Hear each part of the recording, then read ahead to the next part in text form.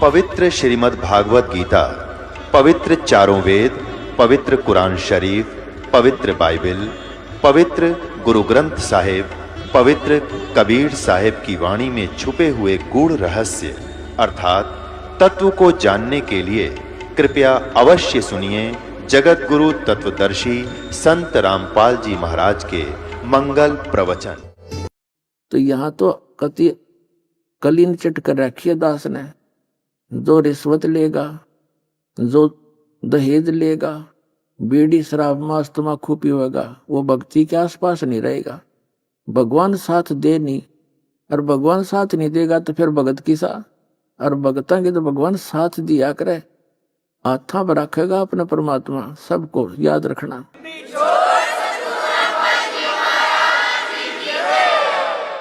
और फिर ये समाज हमारा किसी भी फील्ड में जाएगा, चाहे कोई डॉक्टर बनियो, चाहे इंजीनियरिंग बनियो, क्योंकि रोटी के लिए जो चल रही है इसमें थोड़ा बहुत तो हिस्सा लेना ही पड़ेगा आपसे।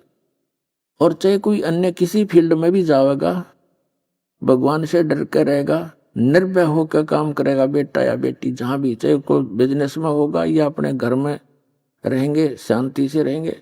तो कहने का भाव यह है, जो हाहाकार माचरी से बताओ, वर्तमान में जजों पर भी उंगली टेक के कुछ लोग भ्रष्ट हो गए, प्रशासनिक अधिकारी, फिर कहाँ जावा ये जनता गरीब। राजनेताओं की ताब रोज कल की पार्टी देखो हो, किसने इतने घपला कर दिया, उसने इतने 1000 करोड़ का, लाख करोड़ का कर दिया। सिर में मारेंगे उन करोड़ों का, ज्ञान ने कोई नहीं। उस अनजान बालक की तरह बिजली के तार को मुख में दे बैठे ये, तो फिर हाथ भी ना लावा जहर दिखाई देगा। वो पैसा कहां से आता है? टैक्स का। टैक्स कहां से आता है? आपसे, गरीबों से। खून पसीने की कमाई करते हैं मजदूर, किसान या कोई भी गरीब है, तो वो उससे टैक्स, कपड़ा खरीदता उस पर टैक्स। टैक्स तो आपके ऊपर है सारा। तो उस टैक्स को कौन खाते हैं? जो भ्रष्ट लोग हैं वह खाते हैं उस जहर को, विष को खाते हैं। और कहाँ ले जाएंगे? पीछे एक मुख्यमंत्री के बारे में हेलीकॉप्टर में जा रहा था, पता नहीं क्या क्या स्कीमें बना रखी थी, आगे का क्या क्या टारगेट था, हेलीकॉप्टर में मर गया पड़ के। अब कहाँ गई वो, उसकी वो जो बकवाद थी। अब गधा बन के फिर फरेगा, कि तक को मार के लटकाओगा, कि तब भैंस बन के, किसी का जो है ना बैल बन के, वो सारे पूरे करेगा। तो पुण्यात्माओं, आज सारी उल्टे काम हो गए। जो नौकरी पे लग जाते हैं उनको हम घनी शाबाशी दे हैं, बड़े बढ़िया मानते हैं, उसके ऊपर तो बड़ा गजब भार बनता जा रहा है। बात ये नहीं है कि नौकरी ना करे, लेकिन अब इस भक्ति के मार्ग पर लगने के बाद अपनी निर्धारित पेपर भी निर्वाह करे, और उसके अतिरिक्त वे समान समझ ले, तो कोई पाप नहीं रहेगा, भगवान साथ रहेगा। एक प्रशासनिक एक अधिकारी था, जब दास ने यू नाम लिया था, आंख थोड़ी थोड़ी खुल गई थी हमारी भी कि ये बुरे काम का बुरा नतीजा। उसने रिटायर होने से पहले कमिश्नर रैंक का था एक, और किसी महकमे का वो डायरेक्टर लगा हुआ था। रिटायर होने से 6 महीने पहले पुत्री का ब्याह किया, इस उद्देश्य से कि सभी डिपार्टमेंटों के लोग लाओगे बेटी खातिर, कोई पैसे दे जाएगा, कोई सोने के कुछ कड़े बनवा देगा, कोई चूड़ी बनवा के लाओगा। ऐसा ही किया, ऐसा ही हुआ। कुछ तो लोगों से आया हुआ, अन्य अधिकारियों से, कुछ अपना जो जोड़ रहा था। तो उस समय एक बहुत बड़े, और क्योंकि उसने लड़की भी जैसा उनकी बुद्धि काम करती है, अपने से दोगुने तिगुने ज्यादा पैसे वाले के ब्याही। उस समय सन 1989 की बात है, 3.5 लाख से भी ज्यादा पैसा उस बच्चे के विवाह पर लगा, लड़की के। और वो रिटायर हो गया। उसके रिटायर होने के 2 महीने के बाद उस लड़की को तलाक दे दिया, हो गया खंड बंडे। अब उसके हार्ट अटैक हो गया कि ई ब्याह होगा तो 7 लाख में ब्याह ही जाएगी, छोड़ी हुई लड़की तय। अब चाट ले उसे बकवादों ने। आपकी तो गधा बना खड़ा है, और बन रहा था कमिश्नर। तो जो काम करने का उसने भूल गया, अब ये फोकट में ही माँ के भूखे हो गए। तो इसके लिए भगवान एक गाइडलाइन दे रहे हमारे को, मन तू सुख के सागर बस रे भाई, और न ऐसा यस रे। कहते हैं भाई, इंद्री कर्म न लगे लगारम, जो भजन करे निर्दुंद रे, गरीबदास जग कीर्ति होगी, जब तक सूरज चंद्र रे। कि डट के भक्ति करे अपने मालिक की सच्चे नाम की, आपका कल्याण होगा। इन बकवादों में मन नहीं रुचि करेगा, जब आपका सुमन बढ़ जाएगा, ये बकवाद अपने आप कम होती चली जाएगी।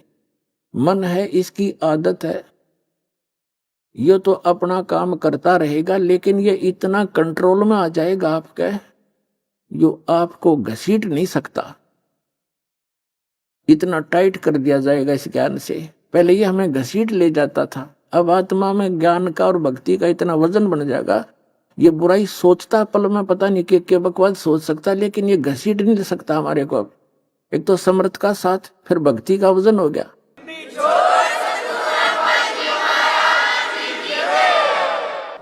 तो कहते हैं इंद्री कर्म ना लगे लगारम, जब भजन करे निर्द्वंद रे, कंटिन्यू भजन करे, मालिक की आस्था बनाए रहे, कभी ज्ञान पढ़ ले, कभी सुमन लग कर ले, कभी सुबह की आरती, कभी दोपहर की, कभी शाम की। इस मन ने, इसमें आत्मा ने इसमें रंगे रखे। यू मन तो भूत है, भूत जंद है, यू इसने कामलाएं रखे। एक महात्मा ने अपने चेले से कहा कि बेटा तू एक सिद्धि सीख ले। अगजी बताओ, उसने कुछ जंतर मंत्र करे, उस बताए, उस लड़के ने वो अपना अनुष्ठान पूरा कर लिया। फिर उस महात्मा ने कहा कि मेरी अब्सेंस में इस मंत्र को तू प्रयोग मत करना, जो मैंने तेरे को दिया, तेरा सिद्ध कराया है। अच्छा जी, मैं बताऊं तभी करना मेरी प्रेजेंस में। अब उसने सोचा, महाराज जी चले गए कि तो बाहर एक दो या घूमन फिरन की तरह, एक दो दिन के लिए टूर पर चले गए दूसरे क्षेत्र में। तो चेले ने सोचा तू एक बार देख लेने के कुछ कमाई करी है तो ना। तो उसने वो मंत्र जैसा बता रखा था ऐसे बुदबुदा दिया, बोल दिया। तो सामने एक बैंकर सा व्यक्ति खड़ा हो गया आके और कहने लगा, भाई बात सुन ले बाबा जी, मैं हूं जंद, और देख मुझे एक काम बताता रहना, और तेने जब काम नहीं बताते तेरी गर्दन दाबूंगा मैं।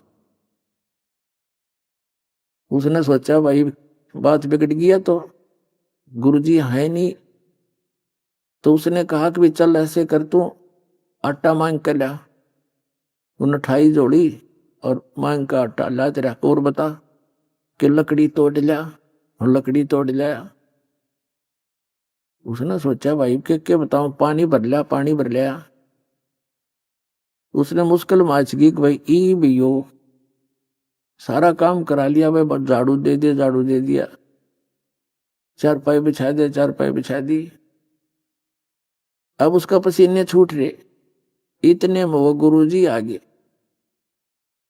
और भाज के उनके चरणों में पड़ गया, गुरुजी मुझे बचाओ इससे, बचाओ इससे।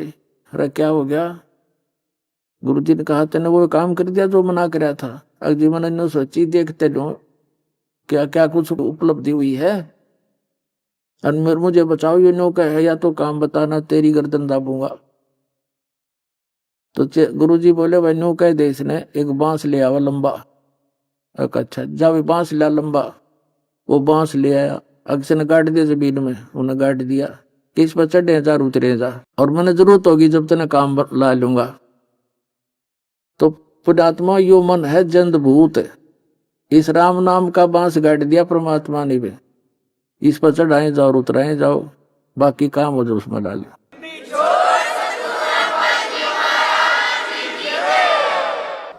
तो पुण्यात्मा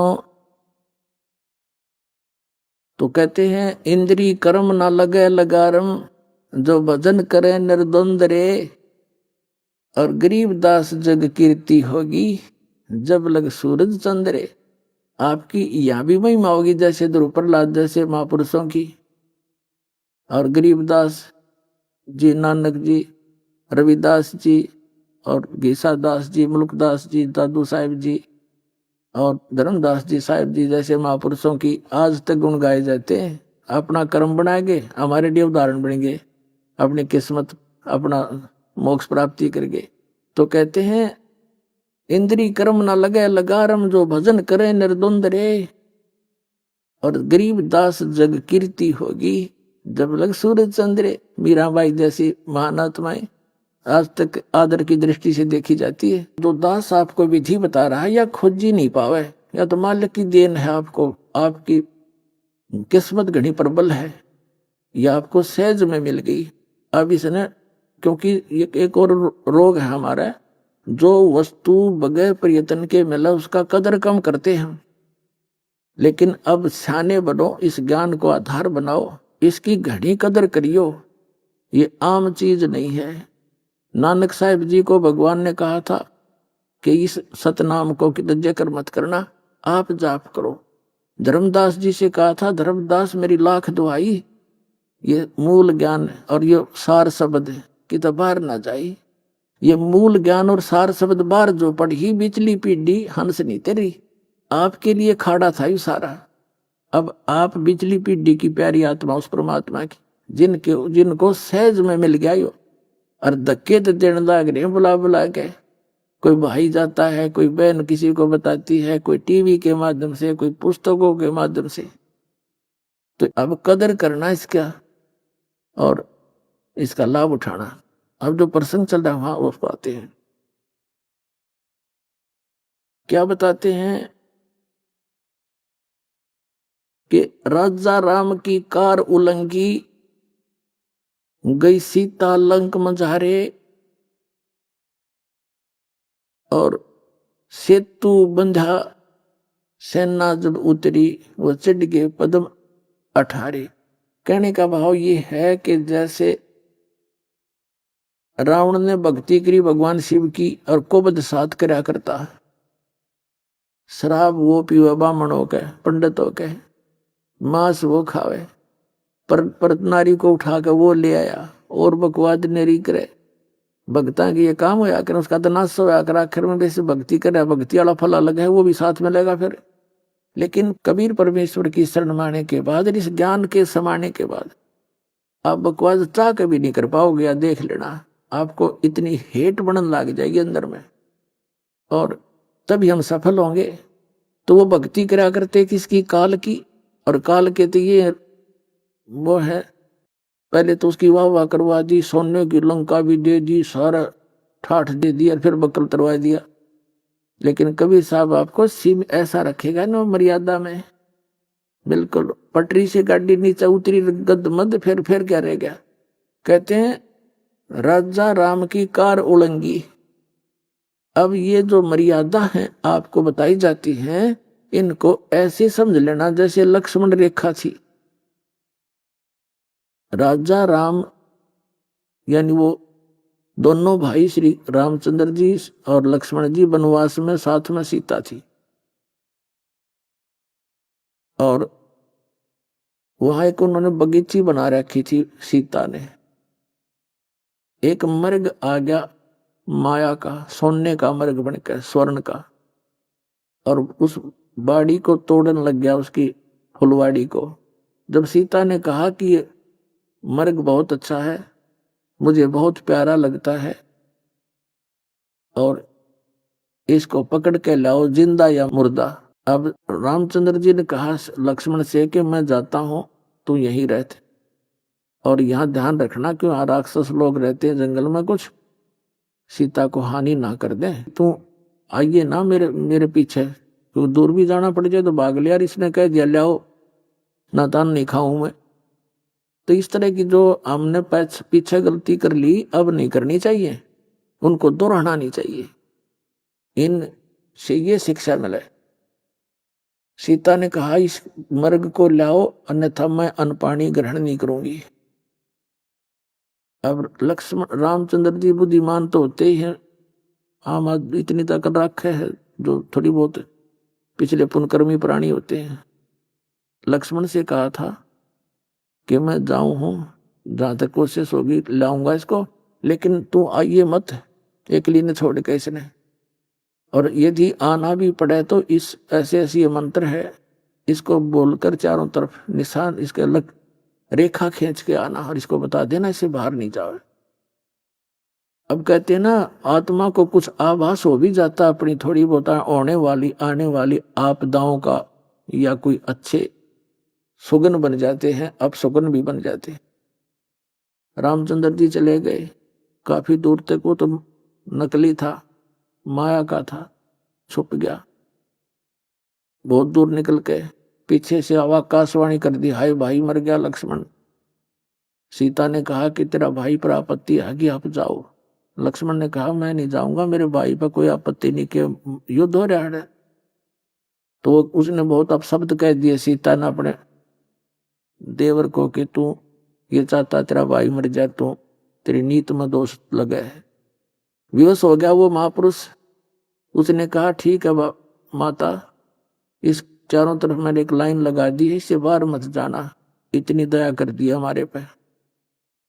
लक्ष्मण के जाने के बाद तुरंत रावण आ गया सीता उठाने के लिए। उन्हीं का षड्यंत्र था। उसका मामे का नाम मारीच था, वो मारीच सिद्धि युक्त था, और वो मृग बन के ऐसे धोखा देकर उनको दोनों को कुटिया से दूर ले गया था। रावण आया एक साथ दो रूप बनाकर आटा मांगन खातिर भोजन लेने के लिए। तो सीता ने कहा कि महाराज जी आ जाओ, यहाँ के ले जाओ कुटिया के पास से। रावण निकट आया तो उसमें से लपट निकली रेखा से, सिद्धि युक्त थी वो। रावण 10 कदम पीछे गया, अन्यथा जल जाता सारा। उसने कहा माई भिक्षा देनी है तो यहाँ कर दे दे, साधु संतों के साथ मजाक नहीं किया करते। सीता को भी नहीं पता था यह सचमुच इतनी प्रबल रेखा है। अब सीता ने अपनी सोच से जो सोचा वहां जीव मार खाता है। सीता ने सोचा कि फर्क पड़ा है, महात्मा जी हैं, अभी आटा देकर अभी आ जाती हूं। लेकर आटा यानी जो भी कुटिया में उपलब्ध था भिक्षा अन्न, और रेखा से बाहर जाकर कहा ले महाराज जी। महाराज जी ने तो यहां से पकड़ दी हाथ और गेर ली कंधे पे। लंका में जा पटकी 9 लखा बाग में मारक जा चिल्लाती। तो पुण्यात्मा वो को बड़ी बूझ थे, मूर्ख थे, यूं कह गए थे इस तो बाहर मत जाइए।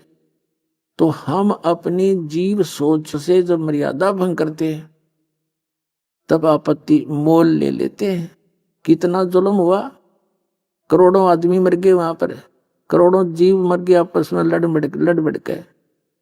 जब वह सीता वापस आई तो ये जो मर्यादा दास आपको बताता है, इस काल ने समझ लो आपके पाप कर्म समझो, काल समझो, ये होता है रावण, आत्मा सीता, और मर्यादा जो आपकी है ये लक्ष्मण रेखा समझ लिया ना। इसके बाहर जाते काल कभी भी आपका पहुंचा पकड़ लेगा और जा पटकेगा नरक के अंदर।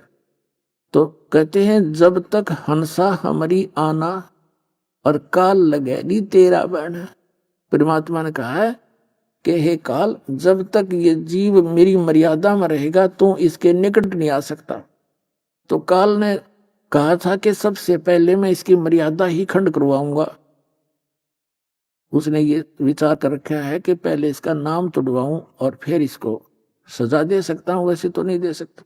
तो पुण्यात्माओं ऐसे बहुत से उदाहरण हैं। और गरीबदास साहिब जी ने कहा है कि सतगुरु शरण में आके, इस कबीर परमेश्वर की शरण में आने के बाद धर्मराज डर कैसा, धर्मराज का भी भय खत्म कर देता है ये परमात्मा। और इन भूत बात पितर पिशाचों की तब बातें छोड़ दो, इनका मतलब है कि निकटाने का।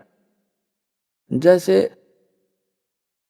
एक भक्त कह रहा था जी, मैं वैसे तो बहुत से ऐसे प्रमाण हैं, मैं अपनी बहन के यहां चला गया, किसान है वो, और बहन के जमीन अच्छी थी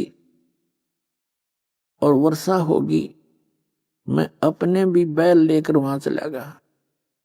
उसकी मदद कराने के लिए, हल से उसकी जमीन में को जोतने के लिए मेरी दूसरे खेत में ड्यूटी लग गई, और जो बहनोई था वो दूसरे खेत में अपने बैल लेकर चला गया। वो उधर बाहर रहा था, मैं उधर सवा रहा था।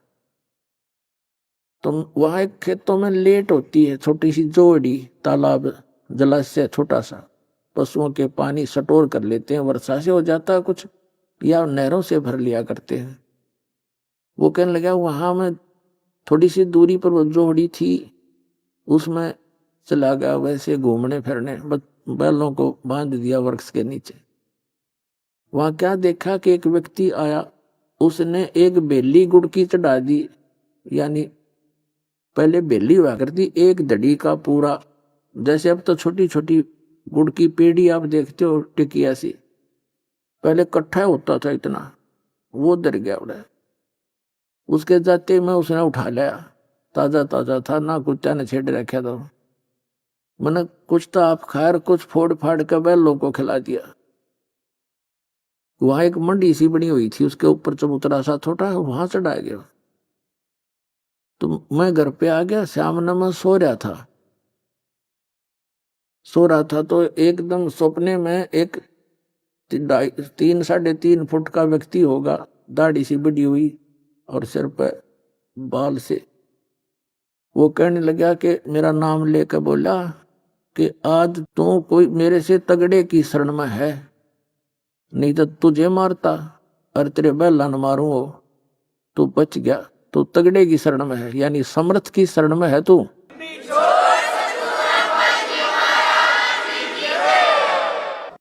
और वो कह रहा था मैं डर रहा, इतना कसूता, आंख खुली एकदम, पसीना आ रहा मेरा।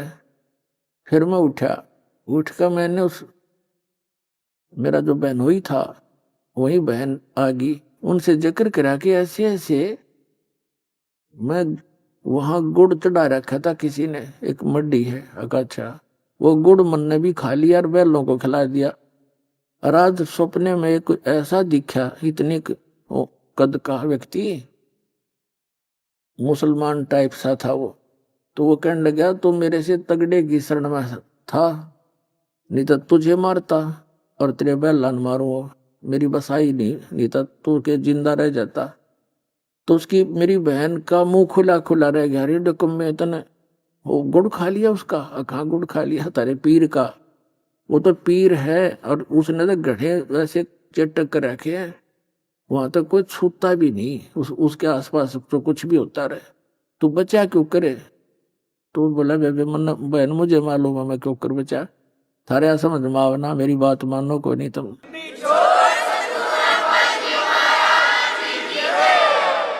तुम्हारे बुद्धि से बाहर की बात है ये जो मैं बताने जा रहा हूं, तुम सुनते भी कोई ना मेरी बात में जो कहना चाहता हूं। तो परमात्मा कहते हैं सतगुरु शरण आके धर्मराज डर कैसा, इन इन इन भूत प्रेता की जब बातें छोड़ दो। एक भी भगत कह रहा था जी, मैं रात ने सो रहा था और सत्संग में आपके सत्संग सुने रखे थे कि भाई धर्मराज यम के दूत नहीं आ सकते लेने के लिए कबीर भगवान के इस दास के द्वारा प्राप्त भक्ति वाले को, यम के दूत लेने भी नहीं आ सकते आपको, ये सत्कर मान लेना, आपको तो भगवान ना होगा लेने के लिए।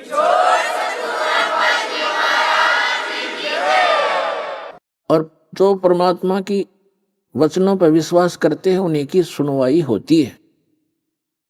वो कह रहा था जी मैं रात में सो रहा था, डेली सोते हैं रात्रि में, तो एक 2 जने आए, भयंकर सी आकृति उनकी, और वो कहने लगे खड़ा हो तुम, मेरे को शरीर से बाहर निकाल लिया, मैंने अपना शरीर भी पड़ा दिखे और मैं बाहर जाता दिखूं, अब चल तुझे बुलाया है। मैं उनके साथ साथ हो लिया।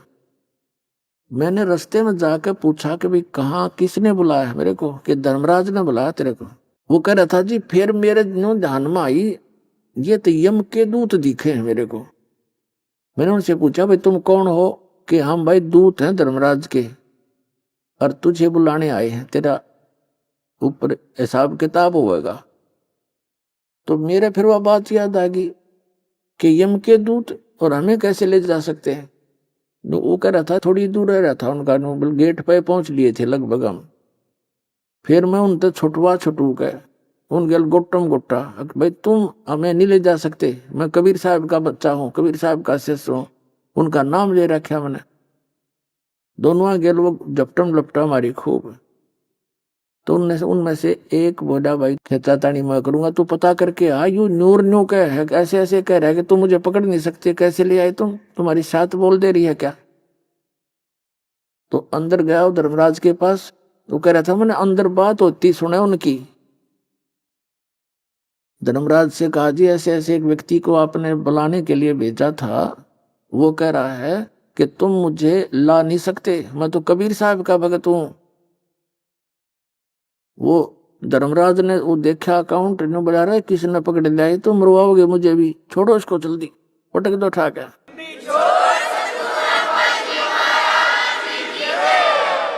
वो वहीं से पटक दिया मेरे को ऊपर। तो मैं नू आऊं जैसे ऊंचे स्थान से छलांग लगाते हैं जब कलेजा में गुदगुदी सी होती है, नो गुदगुदी सी होती है और मेरे एकदम, और आते ही मैं शरीर का मां पड़ गया, फंस गया नो। और फिर एकदम पसीना रहा आ मेरा, हाथ पैर काम नहीं करे, कति हलाऊं टहलाऊं 5 मिनट तब अब मेरे हाथ पैर भी नहीं हले। फिर मैं उठा, फिर याद आई, रत तेरा सचमुच जब ये यह सती थी मेरे शरीर की ना पावा हो तो मैं इसने सपना ही मान लेता। पर जब समझ में आई मेरी तो टिकट कट गई थी, ये तो परमात्मा कबीर जी ने एक्सटेंशन दे रखी है।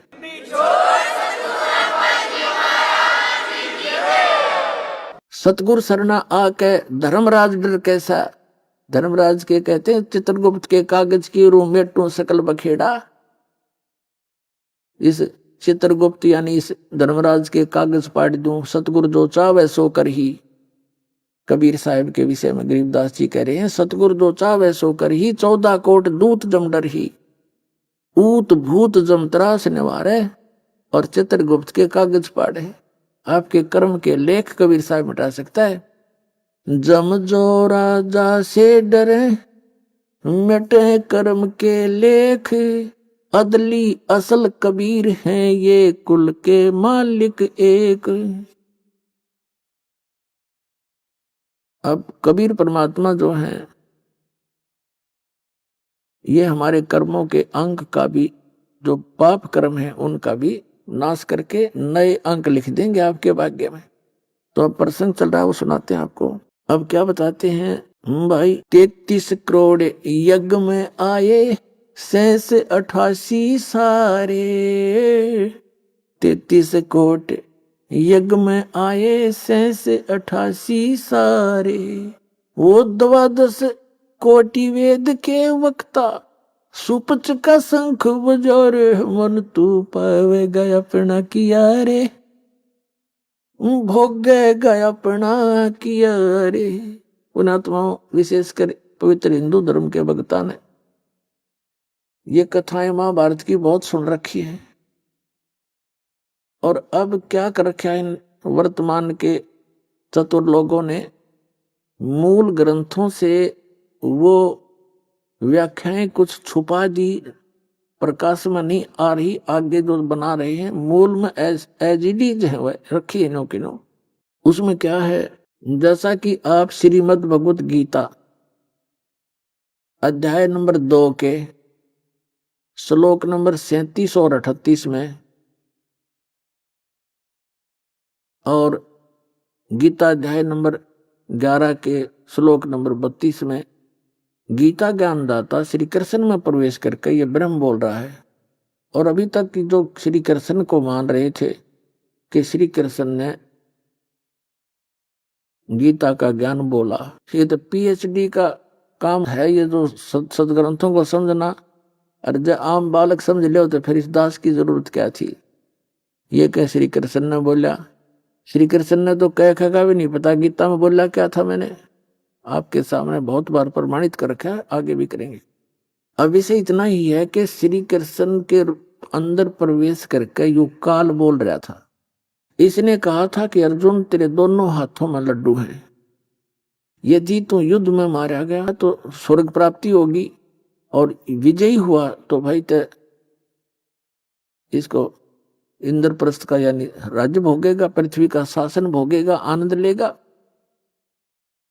और फिर क्या कहता है कि तू लाभ हानि को छोड़ के और जय पराजय की इच्छा छोड़कर युद्ध कर ले। इस प्रकार युद्ध करने से तू पाप को प्राप्त नहीं होगा, तुझे पाप नहीं लगेगा।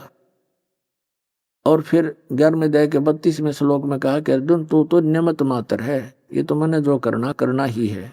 तो कहने का भाव ये है कि महाभारत का युद्ध हो गया, करोड़ों व्यक्ति मारे गए, बहनें विधवा होगी, बच्चे अनाथ हो गए, विधवा बहनें हाहाकार मच रहा, रो रही हैं अपने पतियों को जो युद्ध में मारे गए। उधर से युधिष्ठिर को गद्दी पर बैठा दिया गया, राजगद्दी पर श्री कृष्ण जी द्वारा एक यज्ञ का अनुष्ठान करके। कुछ ही दिनों के बाद राजा युधिष्ठिर को वो प्रेत आत्मा सताने लगी, जो युद्ध में मारे गए थे, रो बैठ कर आनंद ले रहा था। ऐसी सतिथि होगी नो बैठ जा, आंखें फटी फटी सी रह जा, ऐसे पागल की तरह देखो। कुछ दिनों के बाद द्रौपदी के कहने पर चारों भाइयों ने पूछा, उसके युधिष्ठिर के चारों भाइयों ने, नकुल, सहदेव, भीम और अर्जुन ने, कि भगवान हे आपको भाई साहब कोई आपत्ति है, हमसे छुपा रहे हो आप? हम भी तो आपके भाई हैं, आपके दुख में दुखी होना चाहते हैं। युधिष्ठिर ये चाहता था क्यों भाइयों को भी दुखी करा, मेरे साथ तो जो बीतेगी बीत लेगी। अंत में उसने बता दिया कि मेरे को रात्रि में नींद नहीं आती, एकदम आंखें खुल जाती हैं, भयंकर सी आकृति दिखाई देती है, कटे हुए सिर का धड़ ऐसे भागते हुए आते दिखाई देते हैं, हाहाकार मची दिखाई देती है, और मैं बेचैन हो जाता हूं, अन्न भी अच्छा नहीं लगता। श्री कृष्ण जी पांडवों के गुरु थे। दूसरे अध्याय के 7वें श्लोक में अर्जुन खुद कहता है कि भगवान मैं आपकी शरण हूं, आपका शिष्य हूं, आप मेरे गुरु जी हैं। मेरी अकल काम करना बंद कर गई, मेरे हित में, हमारे हित में जो हो वो वचन बोलना। और वो था काल उसमें, और वो कृष्ण मान रहा था। श्री कृष्ण ऐसा जुल्म नहीं कराता। तो कहने का भाव ये है कि जब श्री कृष्ण जी के पास गए उस समय काल नहीं था श्री कृष्ण जी में, कृष्ण जी फ्री थे। तब श्री कृष्ण जी से सारा दुख बताया, आपत्ति का कारण जाना। श्री कृष्ण जी ने कहा कि आपने जो युद्ध में पाप करे, बंधुघात किया, वो दुख आपको सेध रहा है, हानि कर रहा है, उसका ये परिणाम है, ये पाप लग गए तुम्हें। अब अर्जुन को तो वो ज्ञान याद था थोड़ा बहुत कि भगवान तो यूं कहता तुम्हें पाप नहीं लग गए, ये तुम तो निमित्त मात्र हो। अर्जुन के दिमाग में खटका लगे एकदम दिल में कि उस दिन तो ये गुरु जी क्या कह रहे थे, श्री कृष्ण जी भगवान महाराज जी, कि तुझे पाप नहीं लगेगा, आज कह रहा है कि उस युद्ध के पाप लग गए। और श्री कृष्ण जी ने तुरंत ही बता दिया था समाधान इसका कि एक अश्वमेघ यज्ञ करो। उस अश्वमेघ यज्ञ में पूरी पृथ्वी के भक्तों को आमंत्रित करो और अपने रिलेटिव को सबको बुलाओ, और एक 5 मुख का शंख लाओ, उसको अलग से रखा जाएगा, सुसज्जित स्टेज बनाकर एक बेंच से पर, शटूल पर, और सभी महात्मा, ऋषि, देवता, ब्राह्मण सभी आने चाहिए। तो कहते हैं स्वर्ग लोक के देवताओं को भी निमंत्रण भेज दिया, हुए भी आगे थे पृथ्वी पे उस यज्ञ के अंदर। और क्या शर्त रखी थी कि सभी जब भोजन पा लेंगे, भंडारा छक लेंगे, वो शंख जो अलग रखा होगा, पंचानन 5 मुख का शंख, वो अपने आप आवाज करेगा, शंख अपने आप बहुत जोर की गूंज करेगा। अगर वो शंख आवाज कर देगा तो समझ लेना कि आपकी यज्ञ संपूर्ण होगी और आपका संकट निवारण होगा, और शंख नहीं बजा तो आपकी शंख परिपूर्ण हुई नहीं, भगवान ने मंजूर नहीं हुई, संकट बना रहेगा। अब इतने लाखों करोड़ों व्यक्तियों को, अरबों व्यक्तियों को जमाना था, भोजन कराना था, तो उसमें पैसा तो लगना ही था। अर्जुन ने सोचा यदि आज मैं इस अवसर पर श्री कृष्ण जी को अब बीच में टोक दूंगा, बोल दूंगा कि भगवान आप क्या कह रहे थे गीता में, गीता का ज्ञान देते समय कि तुझे पाप नहीं लगेगा। मैं नाटू था, युद्ध नहीं करना चाहता, हम तो भीख मांग के खा लेंगे, हम तो इस राज ने छोड़ के कहीं भिक्षाकार अन्न खाकर निर्वाह कर लेंगे, युद्ध नहीं चाहते, बहनें विधवा होंगी, बच्चे अनाथ हो जाएंगे, बुरा हाल होगा इनका। और पुरुषों के मरने के बाद औरतों को दुष्ट लोग तंग किया करते हैं, यहां तक विचार करके मना कर दिया था। और यहां तक अर्जुन ने लिखा प्रथम अध्याय में गीता में यहां तक बोल दिया था कि भगवान मैं तो ये चाहता हूं मुझ नहीं हथे को ये दुर्योधन इब्बा मार दे, युद्ध होने तो पहले मैं मर जाऊं, ये युद्ध टल जावे। और उस समय कृष्ण जी होते ना अपने होशवास में तो युद्ध नहीं होने देते, वो तो पहले ना करवाना चाहते थे। यहाँ तक प्रतिज्ञा कर ली थी श्री कृष्ण जी ने कि मैं युद्ध नहीं करूंगा, हथियार भी नहीं उठाऊंगा, एक तरफ मेरी सेना होगी, एक तरफ मैं होऊंगा। क्या वो महापुरुष फिर युद्ध करवा सकता है? ऐसा जुल्म के लिए प्रेरित कर सकता है? नहीं। श्री कृष्ण में बोला वो काल, उसमें काल नहीं था जब युधिष्ठिर पर आपत्ति आई, जब कृष्ण बोल रहा था एज ए धार्मिक गुरु की तरह वो बता रहा था।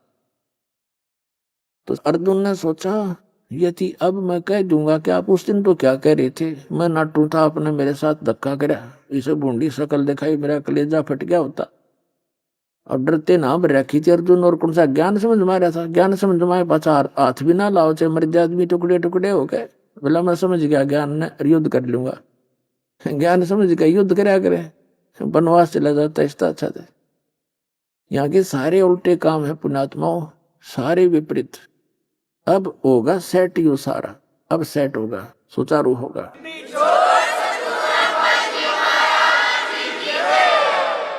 तो अर्जुन ने सोचा यदि मैं अब बीच में टोका टाकी करूंगा, बोलूंगा, तो युधिष्ठिर जी नो सोचेंगे कि भाई मेरे संकट निवारण में खुश नहीं है, क्योंकि इसने पैसा खर्च होता दिखा है।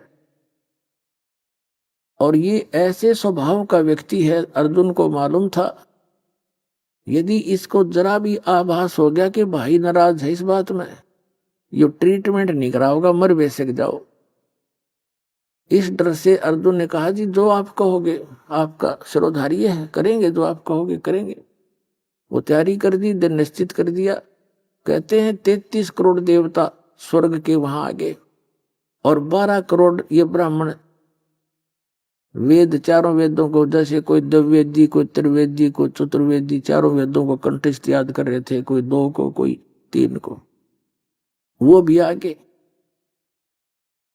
88,000 ऋषि और 56 करोड़ यादव जो श्री कृष्ण जी के वंशज थे और अर्जुन के वो रिलेटिव थे, क्योंकि अर्जुन को श्री कृष्ण की बहन सुभद्रा का विवाह कर रखा था, उसका पति था, तो सारे यादव उनके रिलेटिव थे। 56 करोड़ यादव, 33 करोड़ देवता, 12 करोड़ ब्राह्मण, 88,000 ऋषि, और भंडारा शुरू हो गया। सब ने भोजन खा लिया, शंख नहीं बजा, और दूर दूर के सभी बुलाए गए थे अक्षेत्र के साधु संत।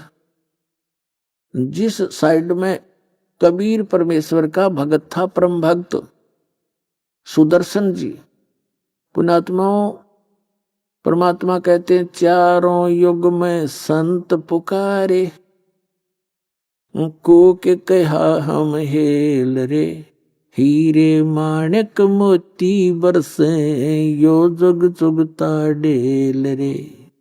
चारों युग में आए हैं परमात्मा कबीर जी। सतयुग में सतसुकृत ऋषि के नाम से, त्रेता में मुनिंदर ऋषि के नाम से, और द्वापर में वो करुणा में नाम से ऋषि के नाम से आए हुए थे। ऐसी लीला करते हैं परमात्मा, जैसे कलयुग में की थी वो एक लीला ऐसी ही करते हैं प्रत्येक युग में। कमल के फूल पर, सरोवर में खिले हुए कमल के फूल पर शिशु रूप धारण करके प्रकट होते हैं, सतलोक से आते हैं अपने निज स्थान से।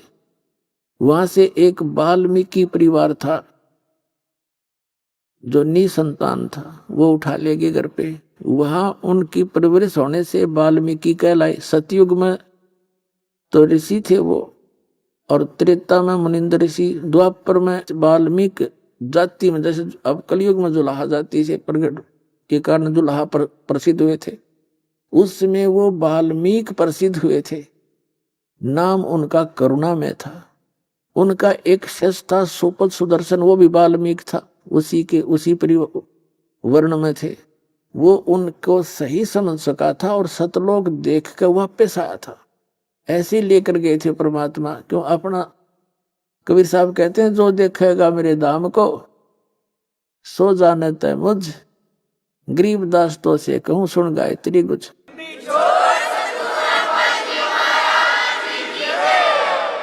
उस क्षेत्र में, जिस क्षेत्र में वो वाल्मीकि यानी सुदर्शन रहता था, करुणामय जी का शिष्य, कबीर जी का शिष्य, उधर भीम की सेवा लगाई थी निमंत्रण देने की। तो भीम गया वहां पर सुदर्शन जी के कुटिया पे और उससे कहा, महाराज जी, महात्मा जी, ये भगत जी, मैं राजा युधिष्ठिर का भाई हूं, भीम मेरा नाम है, और हमने एक यज्ञ करी है, उस यज्ञ में आप आइएगा, आपका निमंत्रण है राजा युधिष्ठिर की तरफ से। तब सुदर्शन जी ने कहा था कि भीम जी, मैं आपकी यज्ञ में एक शर्त पर आ सकता हूं। भीम जी ने कहा, बोलो जी, कौन सी शर्त आपकी? कि जो यज्ञ तुम करने जा रहे हो ना, ऐसी ऐसी 100 यज्ञों का पुण्य संकल्प मुझे कर दो, तब मैं तुम्हारी यज्ञ में भोजन करने आऊंगा, नहीं तो मैं पाप का भागी बन जाऊंगा। करोड़ों बहन विधवा कर दी तुमने, करोड़ों बच्चे अनाथ कर दिए, और उस रक्त को तुम खा रहे हो। तुम सुख भी चाहते हो, तुम चैन से भी रह सकते हो, हत्यारो। अगर मुझे बुलाना है तो 100 अश्वमेघ का फल दो मुझे पुण्य, जब तुम्हारा विष खाऊं जाके। अब भीम था भाई पहलवान, क्षत्रिय, उसने सोची, देखे बकवास करे ही, हमने हत्यारे कहे, कसाई को है। कहने लगा, बाबा जी, इतना आना होता जाइए, ना फालतू ना बोले। अपने भाई से डर लगता है, और श्री कृष्ण जी गुरु जी से मुझे थोड़ा डर है, ना तेरी टीटवी दाब देता भी मैं। यानी जो उसने बकवाद करनी थी सारी कर दी, और कहने लगा, बात सुन ले, युद्ध का जीतना कोई बालकों का खेल नहीं है। बाजू मुद्दा में था तो मैंने युद्ध जीता, एक का मारूं था गदा 20 मरे थे। वह नो का घर चल पड़ा, पहलवान आ गया। अब सब ने भोजन कर लिया, शंख नहीं बजा। अब जितने 33 करोड़ देवता, 88,000 ऋषि, 12 करोड़ ब्राह्मण, 56 करोड़ यादव, और ये सारे बैठे दुर्वासा जैसे तोब। शंख नहीं बजाना, ओड्डे का मुंह हो गया सबका। अब हमारे अंदर एक त्रुटि है इन संतों में। पहले तो जंतर मंत्र बतावेंगे, यूं कर ले तेरा संकट निवारण हो जाएगा, ऐसे कर ले, ऐसे कर ले। और जब ना हो ना, यूं क्या करें, तेरे प्रारब्ध के कर्म से भाई तेने भोगने पड़ेंगे थे। फिर तुम खाकी हो, तुम क्यों फिर बताओ थे, फिर यूं कर लो, यूं कर लो। उनकी क्या आवश्यकता थी? जब भोगे पार पड़ेगी तो फिर फायदा कैसे भगते का? तो वो क्या कहते हैं, आपस में चर्चा करते हैं। वो बैठे थे, बड़े नारे नारे आसन ला रखे, चौधरी पाके बैठे थे, ऋषि में ऋषि देवता। वो क्या कहते हैं, न पाप ही घने कर रखे हैं, पाप ही घने कर रखे, कैसे बजे शंख? अपना आत्मा जब शंख नहीं बजा, युधिष्ठिर ने कहा, भगवान घना पाप कर रखा हमने, ये शंख बाजा को नहीं है। कृष्ण जी बोले, शंख तो बाजेगा, पर इसने बजाने वाला आया ही नहीं है भाई। श्री कृष्ण जी से युधिष्ठिर जी ने पूछा, भगवान शंख बजाने वाला कौन? कि जिस महापुरुष से शंख बजना था वो आया ही नहीं है यहां पर। तब उसने देखा कि और महात्मा कौन रह गया महाराज, कि बताऊंगा कौन रह गया। युधिष्ठिर ने कहा कि क्या ये ऋषि बैठे, देवता बैठे और आपने भी भोजन कर लिया भगवान, और कौन है ऐसा? कहने लगा भाई और है। तब भगवान श्री कृष्ण जी ने उसकी शकल देखी युधिष्ठिर की कि इसका जची नहीं, कि ये इसी से महापुरुष है, तन्यारा और कौन होगा। श्री कृष्ण जी ने कहा ये तो महिमा के भूखे हैं, इनके पास भक्ति नहीं है भाई, और ये तो अगले जन्म में कोई बकरा, कोई बोक, कोई गधा, कोई कुत्ता बनेगा, ये अपने कर्म न भोग के ये देवता और ये सारे। अब युधिष्ठिर श्री कृष्ण जी के मुख की तरफ देख रहा काफी देर से, ना तो ना कर सकता क्योंकि गुरुजी और भगवान मान रखा, और बुद्धि स्वीकार कर नहीं रही थी। कृष्ण जी जान गए। श्री कृष्ण जी ने अपना हाथ ऐसे घुमा दिया उनकी तरफ, जो बैठे थे 33 करोड़ देवता, 88,000 ऋषि, 12 करोड़ ब्राह्मण। युधिष्ठिर बोला, युधिष्ठिर को एक दिव्य दृष्टि दे दी, अग देख इनकी शकल ही अपने ही आसनों पर कोई गधा बना खड़ा है, कोई खच्चर कोई बोक, कोई कुत्ता बन के जीभ काट है। युधिष्ठिर ने आंखें बंद कर ली, ने बोला भगवान अपनी लीला बंद कर लो, इनकी यह हालत मेरे से देखी नहीं जाती। कृष्ण जी बोले मैं कोई जादूगर नहीं भाई, मैंने इनके भविष्य के जीवन दिखाए हैं जो निर्धारित हैं, ये बनेंगे, इनके पास भक्ति नहीं है। अपने आत्माओं ऐसे झटके जो देता है वो पूर्ण परमात्मा ने बुलवा दिया श्री कृष्ण, और फिर भी बुद्धि ना पकड़ी मारी। फिर थोड़ी देर में वो सेट हो गए, नो के नो फिर बैठ गए। आइए अब हम उन श्रद्धालुओं के अनुभव जानते हैं जो जगत गुरु तत्वदर्शी संत रामपाल जी महाराज जी से दीक्षा प्राप्त कर चुके हैं तथा उनके द्वारा बताए गए भक्ति मार्ग पर चल रहे हैं। नमस्कार जी। सत साहेब जी। क्या नाम है जी आपका? मेघा दासी। मेघा जी, आप कहाँ के रहने वाले हैं? कानपुर देहात सिकंदरा से। मेघा जी, संत रामपाल जी महाराज से आपने नाम दीक्षा कब ली? संत रामपाल जी महाराज जी से हमने 17 मई 2015 को ली थी। संत रामपाल जी महाराज से नाम दीक्षा लेने से पहले क्या आप कोई भक्ति साधना भी करते थे? जी हाँ, हम गायत्री परिवार से जुड़े हुए थे। 24 साल से हमारे मामा और पिताजी सभी पूरा परिवार गायत्री परिवार जी से जुड़ा हुआ था। उन्हीं की हम भक्ति किया करते थे और सारी देवी देवताओं की पूजा करते थे। वह तीर्थ जहाँ भी जाना होता था, भंडारा या फिर कहीं भी, हमारे घर से सब जाते थे, हम भी जाया करते, यही भक्ति हम लोग भी किया करते थे। बहन जी, आपने बताया कि आप और आपका पूरा परिवार गायत्री परिवार से जुड़ा हुआ था, तो हमारे दर्शकों को आप एक बार अगर बताना चाहें तो जरूर बताएं कि गायत्री परिवार से आपको क्या भक्ति साधना मिली हुई थी। गायत्री परिवार से हमें ये साधना मिली थी, गायत्री मंत्र जाप करने को था। जैसे वो था ओम भूर्भुवः स्वः तत्सवितुर्वरेण्यं भर्गो देवस्य धीमहि धियो यो न प्रचोदयात्, यही मंत्र का जाप हम लोग किया करते थे। तो बहन जी, जो भक्ति साधना आप कर रहे थे और गायत्री मंत्र का जाप आप किया करते थे, इस सब से आपको क्या क्या लाभ हुए? इन सब से हमको कुछ भी लाभ नहीं हुआ और हानि होती चली गई। हमारी जो माता जी थी और मेरी बड़ी बुआ थी, उनकी डेथ हो गई थी। कि हमारे दर पे भूत प्रेत की बहुत ही ज़्यादा दिक्कत थी, बहुत ज़्यादा परेशानी थी। हमारी जो माता जी थी उनको कि टीबी बोला गया था कि टीबी है। जब चेकअप कराते थे तो कभी कुछ नॉर्मल आती थी और कुछ नहीं था, बस, और कुछ भी नहीं निकलता था, सब नॉर्मल रिपोर्ट थी। और फिर भी कि उनकी डेथ हो गई।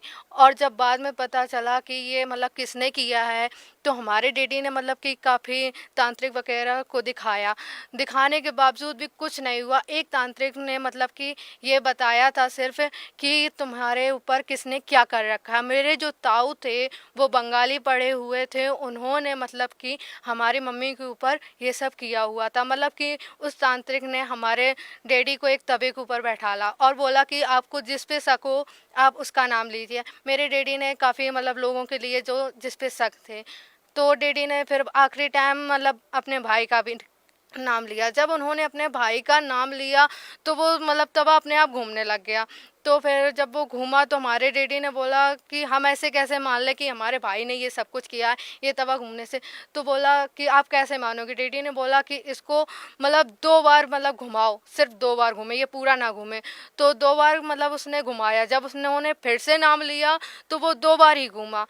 इससे तय हो गया था ये सब कुछ काम मतलब कि हमारे ताऊ ने किया है। जिस मतलब तांत्रिक ने बताया तो वो मेरे घर से लौट के गया और उसकी उसी रात को उसी दिन उसकी डेथ हो गई। वो भी सुबह नहीं उठा, उसकी भी मृत्यु हो गई। और भी तांत्रिक हमारे घर आने से मना कर देते थे कि तुम्हारे इधर इतनी बड़ी प्रॉब्लम है, हम तो नहीं आएंगे क्योंकि ये बाधा हमको भी हो गई तो हम क्या करेंगे। इसलिए हमारे इधर पे बहुत बड़ी दिक्कत थी। तो मतलब ये बात जब हमारी बड़ी बुआ को बताई गई तो उन्होंने मतलब कि अपने मतलब भाई को फ़ोन लगाया, बोला, बहुत मतलब गाली गलौज थोड़ा बहुत किया। तो उन्होंने फ़ोन पे ही उनको कुछ कर दिया और उसी दिन से उनकी 2 दिन तबीयत ख़राब रही और तीसरे दिन उनकी मृत्यु हो गई। उनके भी 2 बच्चे थे, उनकी भी ज़िंदगी बेकार हो गई। मतलब वो बहुत ज़्यादा ही सिद्धि थी उनके अंदर। वो कहते थे कि हम तुम्हें 3 साल के अंदर पूरा परिवार ख़त्म कर देंगे। गायत्री परिवार की भक्ति करते करते हुए भी हमको पूरे परिवार को प्रेत बाधा हो गई और उसके चलते हमारी मम्मी की मृत्यु हो गई और हमारी बुआ जी की भी मृत्यु हो गई और हम लोग ग्रस्त हो गए बीमारियों से। गायत्री परिवार से हमें कोई लाभ तो हुआ नहीं और हानियों में हम जकड़ गए। तो बहन जी, आपने बताया कि गायत्री परिवार से आपने नाम दीक्षा ली, आपके परिवार ने जो है उनकी भक्ति साधना की, लेकिन कोई लाभ नहीं हुआ, बल्कि आपकी माता जी की मृत्यु हो गई और आपके पूरे परिवार पे प्रेत बाधा का साया आ गया। तो फिर संत रामपाल जी महाराज की शरण में आप लोग कैसे आए? संत रामपाल जी महाराज की शरण में हम लोग ऐसे आए। मेरे जो पापा थे, पापा जी मतलब मेला किया करते थे। तो वहाँ पर मतलब कि पुस्तक सेवा हो रही थी, वहाँ पर उनको ज्ञान गंगा पुस्तक मिली। तो मतलब मेरे डैडी ने वो पुस्तक खरीदी और मेरे दादाजी ने भी खरीदी और साथ ही सिकंदरा में भी वो पुस्तक सेवा हो रही थी तो मेरे भाई जी ने भी खरीद ली पुस्तक। तीनों लोगों ने खरीदी और मेरे पापा जी ने और दादाजी ने दोनों लोगों ने पढ़ा। तो मतलब उसमें जब पढ़ा तो उसका मतलब जो ज्ञान था वो बिल्कुल अलग था, बिल्कुल हट के ज्ञान था। तो मेरे डैडी ने कहा ये क्या है, ये चीज़ क्या है? तो उन्होंने फिर गहराई से पढ़ा।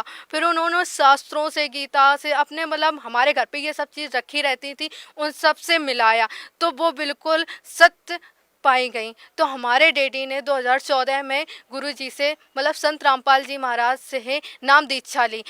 पापा जी के नाम दीक्षा लेने के बाद 1 साल बाद हम लोगों ने भी मतलब वो ज्ञान समझा और फिर हम लोगों ने भी नाम दीक्षा 2015 में ले ली। तो बहन जी, संत रामपाल जी महाराज से आपने नाम दीक्षा 2015 में ली। पहले आप गायत्री परिवार से जुड़े हुए थे, तो आपको ऐसा क्या अलग लगा कि आपको गायत्री परिवार छोड़कर संत रामपाल जी महाराज की शरण में आना पड़ा? मतलब जो गायत्री परिवार में जो साधना बताई जाती थी वो शास्त्र अनुकूल नहीं थी, वो शास्त्र विरुद्ध थी। और जो संत रामपाल जी महाराज मतलब ज्ञान बताते हैं वो बिल्कुल शास्त्रों से, वेदों से मिलता हुआ है। इसलिए हम लोगों ने संत रामपाल जी महाराज जी से नाम दीक्षा ली। तो जब संत रामपाल जी महाराज की शरण में आप आए, आपने नाम दीक्षा ले ली, तो क्या उसके बाद आपको कोई लाभ भी प्राप्त हुए?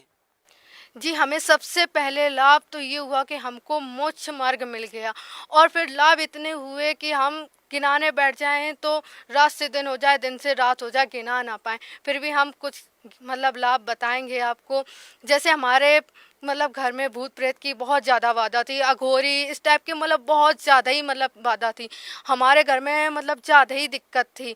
तो उसके बाद जिस दिन हमारे पापा जी मतलब नाम दीक्षा लेके आए, उन्होंने घर में जब ज्योति जलाई तो हम लोग छत पर थे और मतलब ज्योति जलाई, आरती की, पापा लोग बाहर गए और मतलब इतना तेज़ धुआं निकला, इतना तेज़ धुआं जाल से निकला ऊपर की ओर। हम लोग कहें ये क्या है, क्या आग लग गई, नीचे क्या हो गया? हम लोग भाग के जब नीचे गए तो वहाँ पर कुछ भी ऐसा नहीं था, कुछ भी। और उससे बहुत ही गंदी स्मेल आ रही थी, वो धुआं बहुत ही अजीब था। फिर उसके बाद हम लोगों ने जब गुरुजी से मतलब ये अरदास लगाई तो हम लोगों को पता चला कि ये कुछ भी नहीं था, जो हमारे घर में भूत प्रेत की बाधा थी वो सब निकल गई। उस दिन के आज दिन है कि हमारे यहाँ पर कोई भी भूत प्रेत की बाधा नहीं है। और सबसे बड़ा लाभ, हमारे घर में हमारे इधर पे हमें सबसे ज़्यादा मतलब हमारी तबीयत ख़राब रहती थी। हम टाइफाइड, कभी कुछ मतलब कि पीलिया इलिया, हमें मतलब बहुत ज़्यादा तबीयत ख़राब रहती थी। एक बार हमारी मतलब सांस रुक गई थी ऐसे ही, तो हमारे घर वाले लेके गए। जब मेरे घर वाले लेके गए तो उन्होंने मतलब कि दिखाया, तो मतलब डॉक्टर ने बोल दिया ये हमारी बस की बात नहीं है, आप इसे कहीं और ले जाइए।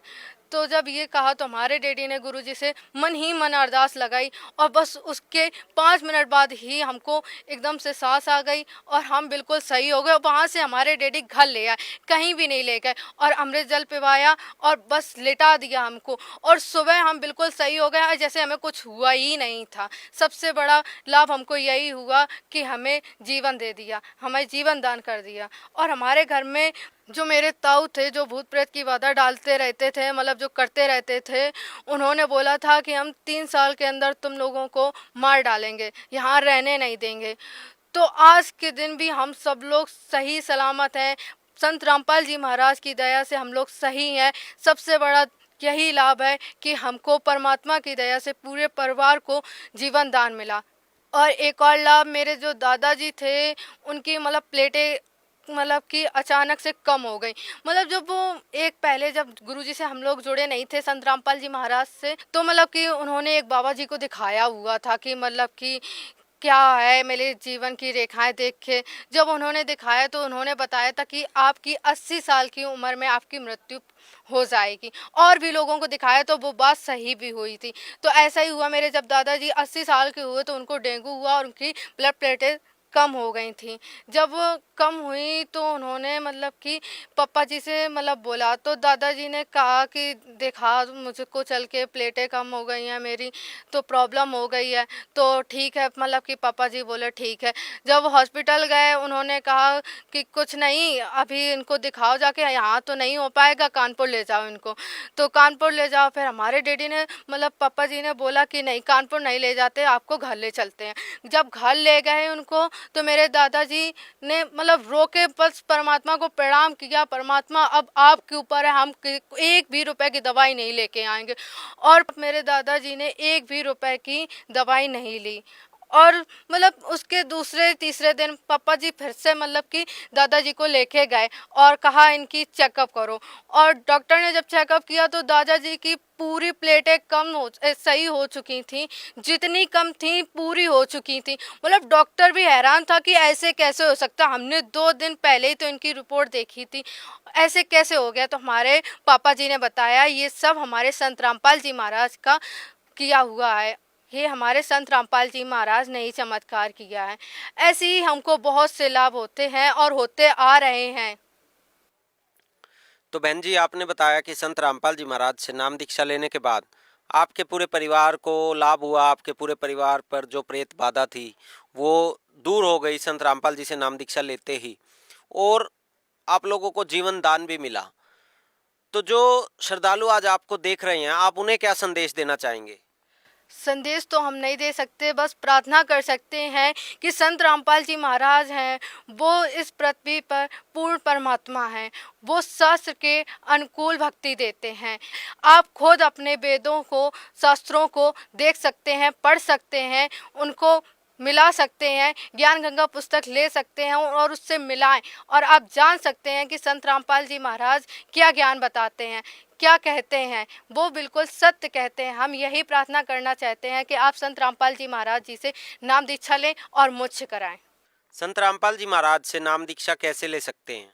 संत रामपाल जी महाराज जी से दीक्षा लेने के लिए काफ़ी चैनलों पर सत्संग चलता है, उसके नीचे नंबर आते हैं, आप उससे कांटेक्ट करके अपने नज़दीकी केंद्र से नाम दीक्षा प्राप्त कर सकते हैं। धन्यवाद जी। सत साहिब।